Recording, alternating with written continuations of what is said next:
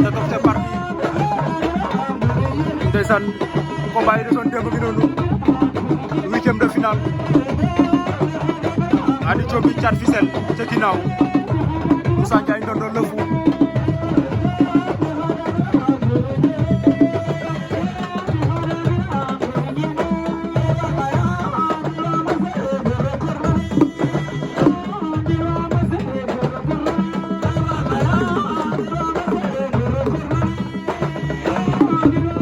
Moussa jël na ko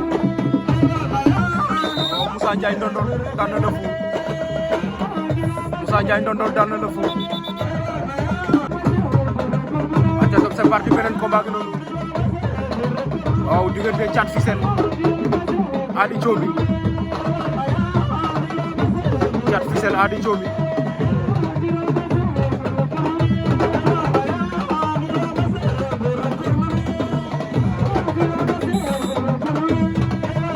borom Ndambe naan na koy bëtt na ko gaaw na vite fait bien fait Ndambe is back borom Ndambe daan na ko waaw waaw